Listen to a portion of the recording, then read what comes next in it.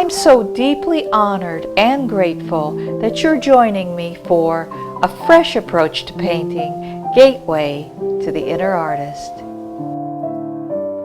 Fresh approach to painting horizontal horizons. We're going to be painting a painting called Smoke and Mirrors. This painting has been very successful. It has won the Special Merit Award in Light, Space, and Time All Women's Competition.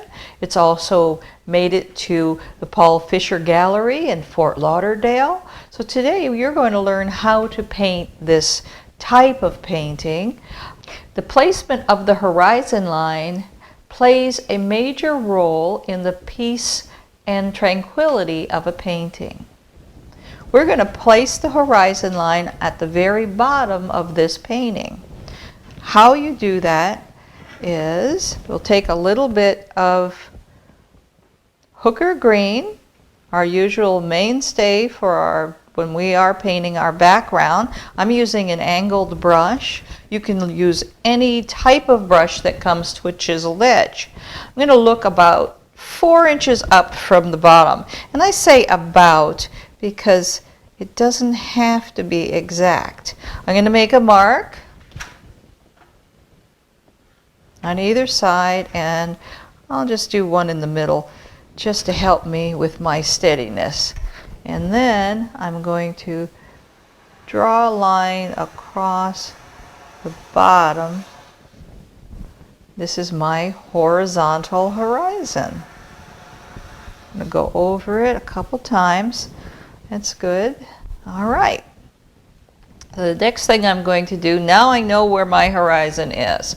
I have billowing clouds of smoke that are going to come, or like smoke, that are going to come right up to the top of the canvas. You're going to learn how to use a unique utensil, which is a pottery sponge. This round yellow sponge can be your friend. So what you do is you leave it dry and squeeze it. Now you want to squeeze this.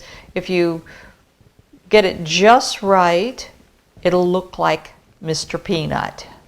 You want to leave your brush dry at this time and pick up some white with a little bit of phthalo blue on your sponge. So that's what we have. Decide where the light's coming from. My light's coming from this side. So I'm going to go ahead and start smudging in. Smudge is a good word. I'm not rubbing it. I'm actually touching and turning, adding the color to the canvas.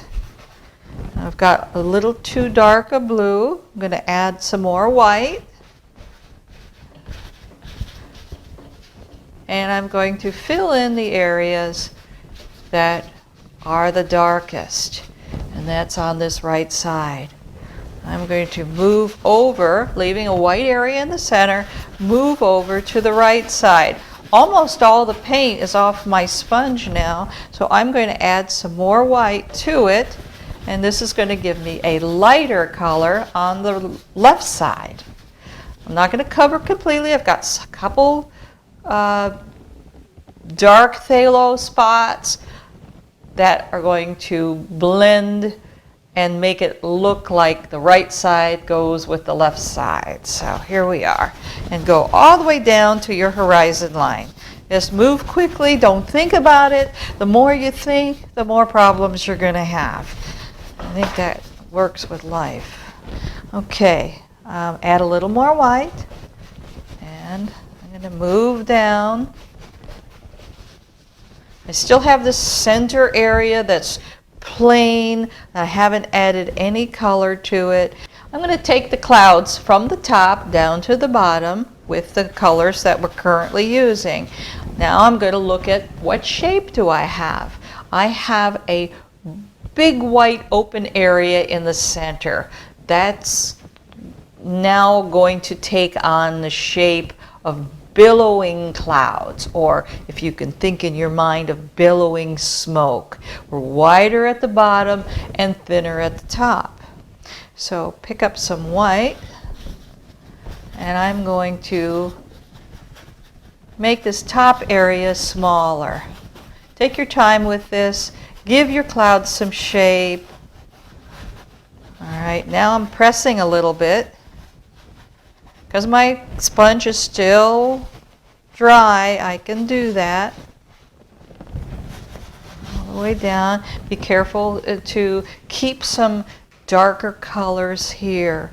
Now I'm going to add in some violet blue to my dark area because I know I still have Mr. Peanut going on here, but I'm going to add some of my violet blue, and that's giving me more dark area in the shadow. Now I'm going to touch over here because what I do on one side I want to do on the other as it pertains to color. That gives me a sense of balance. So you can see now that you've got dark area here, you've got light area here, you have touches of dark, you have added in your violet blue. I'm going to pick up some more white, and I'm going to go down to this middle ground. Because I still have some paint on my brush or my sponge, I didn't use too much paint, and I've completely covered this entire canvas. Okay, so now the next thing I'm going to do while I'm letting my first layer of sky dry, I'm going to take a square brush and I'm going to make some horizontal marks above the middle of my horizon line.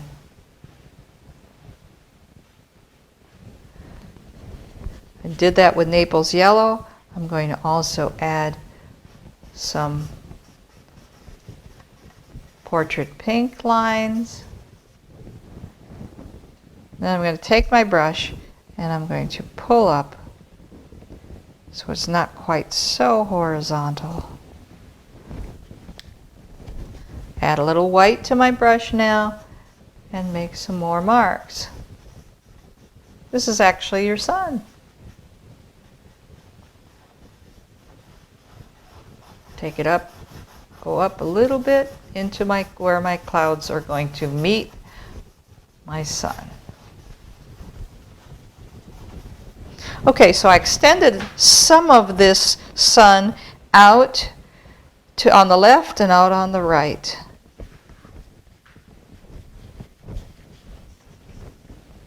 What I do above the horizon line, I'm going to do below it.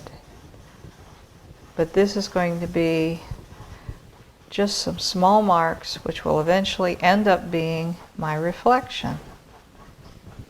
There. Okay.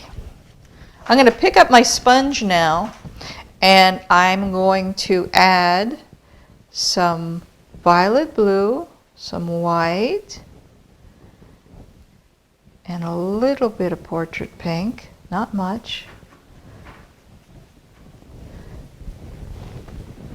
And I'm going to add this color to the bottom of my painting. So I'm actually now drawing with my sponge.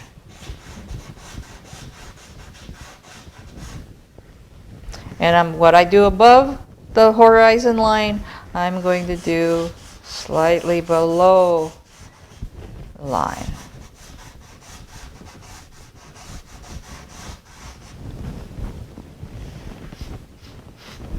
Okay.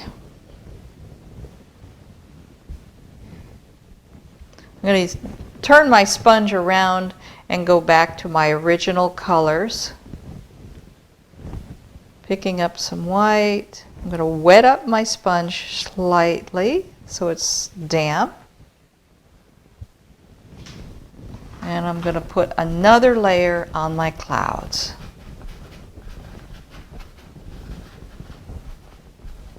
Careful not to cover over your clouds completely. But now that I'm using the white, I'm going to fill in this middle area. keeping my shape of my sponge just like Mr. Peanut. He's slightly damp, he's just not too damp. You could do this same thing with a brush, but isn't it fun to use a sponge?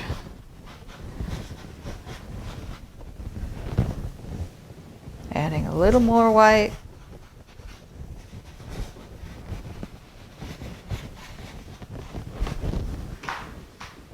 Okay, now I can see my sky starting to take shape. With a square brush, I'm going to add my buildings. So the brush is actually going to make the form for me.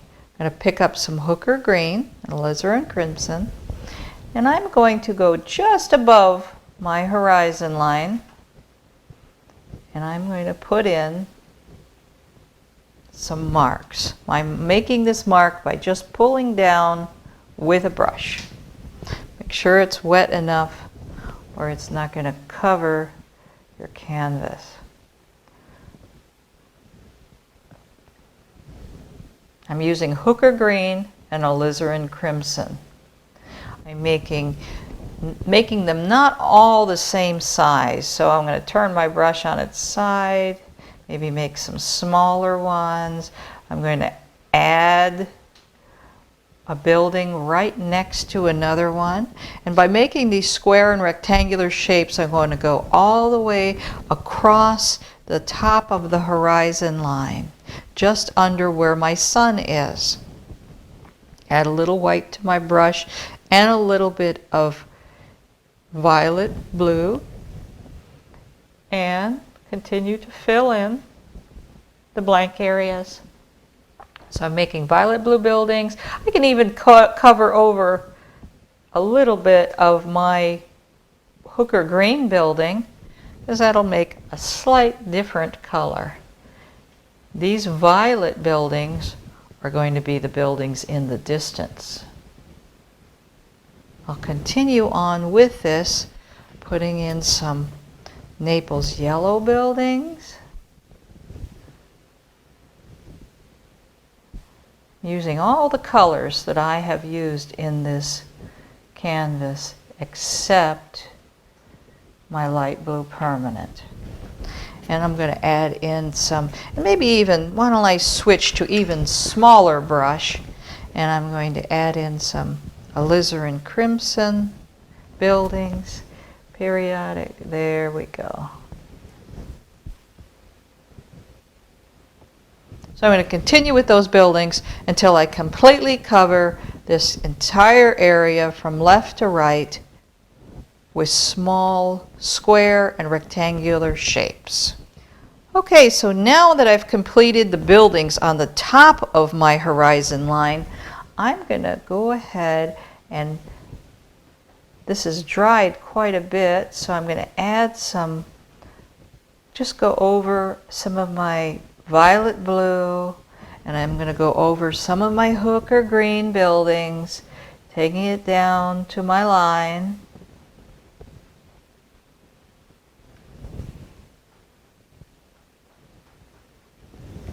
I'm going to wet my brush up slightly. Continue accenting my buildings. Okay, now I'm going to switch to a dry brush. So I'm going to continue to highlight my buildings because some of them have dried, which is good. Okay, and now I'm going to take a dry brush, and in those wet areas I'm going to pull down some of the color below that horizon line. Like we said earlier, horizon line placement plays a key role in the peacefulness of a painting. And this painting is very peaceful. All right, I've drawn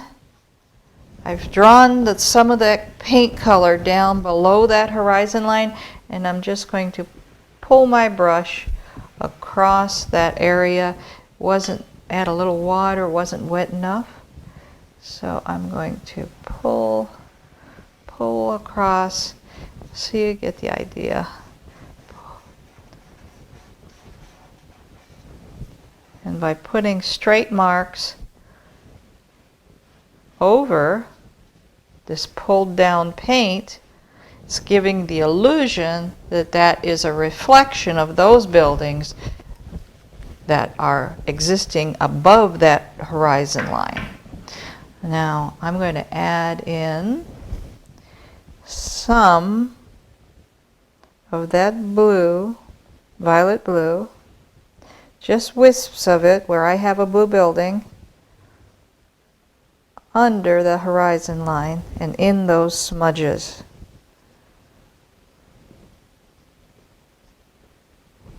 So you can now see the reflection of the building below that horizon line. All right, now we're ready to put in our rocks in the foreground. I like to use a long palette knife. These come in many different shapes. Some have points.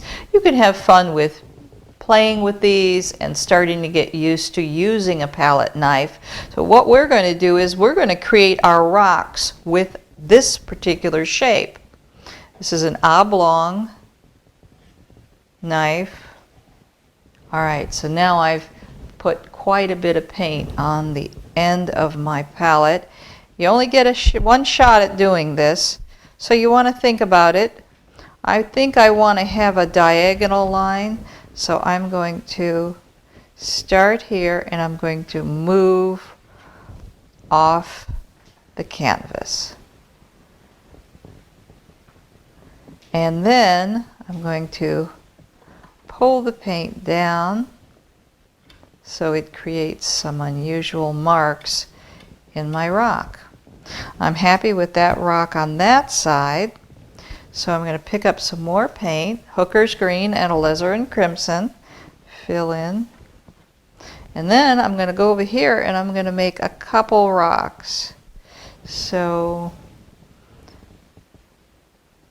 these are small rocks. Now see how I just touch the canvas, and that's it. That gives me my illusion. Then I have a couple rocks over here, and I've got one big massive rock on this side. So there you go. You've learned how to use a palette knife. When I work with Mr. Peanut, I use a plastic latex glove. This keeps my hand from getting too messy during the painting process. I've worked on my clouds over and over, maybe 3-4 layers of clouds until I have them just right. I have my dark area on the right side. I have my lighter area. We're using the same colors, but adding more white to those colors so that I can have a light area on the left side. The sun's coming right down, almost from the left, but mainly from the middle of the painting down. Here's our sunshine peering above the horizon line. Got my buildings just right. I've added a little more alizarin crimson, and maybe even if you have red on your palette, you can add a little bit of red to those buildings. The violet blue has given me depth in front of the Hooker green, so now it looks like I have buildings behind. My skyline is complete, and it's reflecting into the water. I have a little reflection of my sun. I've put my rocks in with my palette knife, so I would tend to say this painting is complete.